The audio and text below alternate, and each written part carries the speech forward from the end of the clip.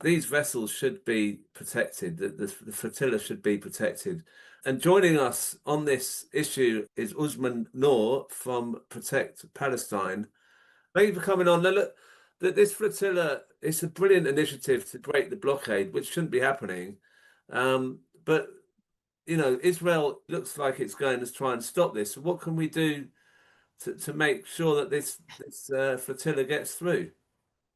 Before I answer your question about what we must do right now for the flotilla, we must recognize what is going on. It is an extermination based on ethno-nationalist supremacy that is racist, that has always been parasitical on our notions of humanity, on the Palestinian people, and in fact, even on Judaism. It began by corrupting, in my view, what Judaism has always been about, which is truth, humanity, and love for the divine. I cannot think of anything more deceptive than the Zionist project in the world has ever existed than the deception of the Zionist project. We need to wake up to this. And what we must do from waking up to that is even more important. We must stop them. We have realized through our advocacy, through our demonstrations, through our legal activism, that Israel cannot be negotiated with. It is a tyrannical fascist state that is above the law, for they are based on messianic race supremacy. And the Palestinians have been screaming to tell us this for decades. We have been witnessing it, the extermination. It is exactly, and the comparisons do get made to the Holocaust. It is, Jewish people warned us about it. In 1948, Albert Einstein and many others said, these guys are the Nazis. This is not controversial. So what do? Once we realize it's an incredible awakening to have, and I'm going to say it bluntly, and I hope you don't mind, Crispin, they do not give a fuck about Palestinians. Let that sink in. They enjoy the slaughter, meaning we must stop begging and pleading for our liberation. We must seize it. There is no other way. That was the philosophy of the campaign Protect Palestine. We are advocating for military intervention, not just to stop the Gaza genocide, but to dismantle the entire Zionist occupation and oppression of the Palestinian people. We have been witnessing the Palestinian resistance die, be slaughtered, be raped for decades, taking that fight on.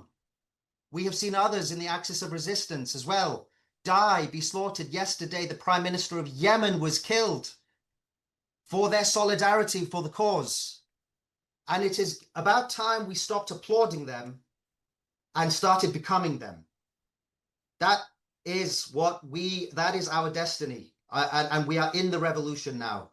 As Yahya Sinwar said in his last will and testament, which I urge all of you to read, actually, to learn what he was doing.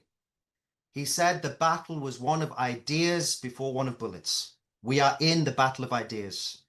We must be clear.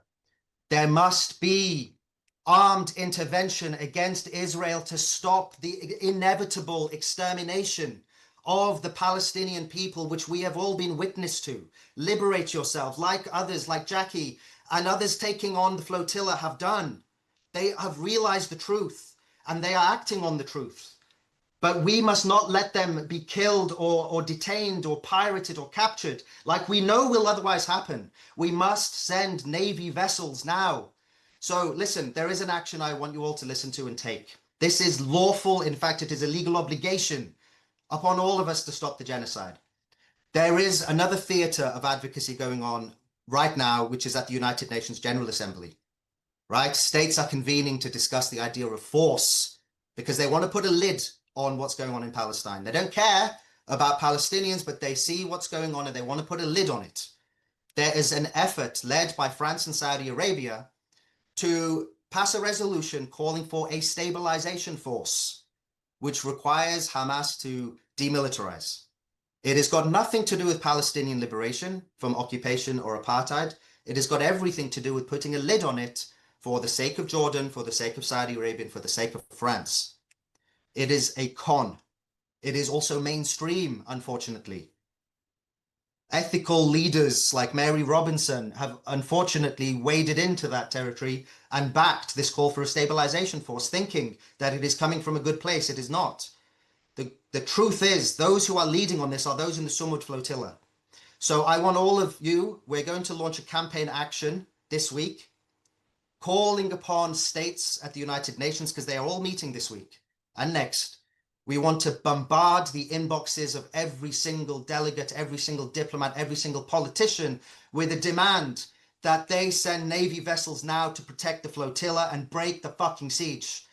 We are sick and tired of watching the arrest, the detention, ultimately the failure, which is the sad truth of people getting detained.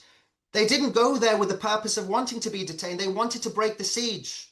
That is the goal. That is the destination. We must get Navy vessels. Countries like Cuba, countries like Algeria, countries like Namibia, countries like South Africa, countries like Malaysia. Where are you? Step up. Call your military vessels now. Protect the flotilla. It is the bare minimum.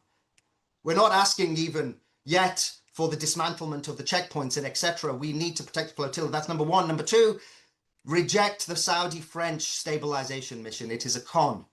Number three, we're going to set out a vision for what military intervention should look like for the Palestinian cause. Okay, so we're going to put that out as a campaign action. You can follow us on Protect Palestine. I have made it clear I am not the leader of the campaign, although I have been doing my efforts to steer it. But this is a people's movement. Every single person can take our logos, do what you like. The point is, get the message out. We are done watching the extermination. We are in the mode of stopping it now. Everyone has influence, including you, Crispin, everyone watching this. Speak to your politicians, speak to your trade unions, speak to your local NGOs. Get around the idea. Palestinians need to live. Break the fucking siege now. So sorry for my language. I'm in the mode of revolution. We must all be now.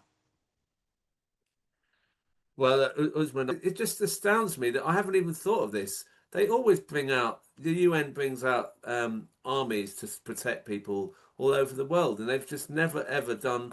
It's not even considered or mentioned about Palestine.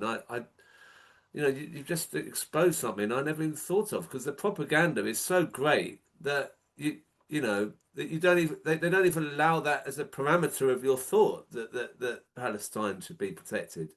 Crispin, if I may just quickly, Noam Chomsky told us that the whole point of propaganda is to narrowly limit the parameters of acceptable debate. We have all been guilty, and in fact doing that, unfortunately, about how we respond to Israel's extermination. We have been limited and repressed. I am on trial by the Bar Standards Board, because I'm a barrister, for support of terrorism, because I spoke about the right of armed resistance. Right, so we have been repressed and have been trying to articulate our inherent desire to see the break of the siege through channels that have been only deemed acceptable, like calling for politicians to boycott, etc. The truth is, extermination is happening right now and will continue to happen right now unless we stop them physically.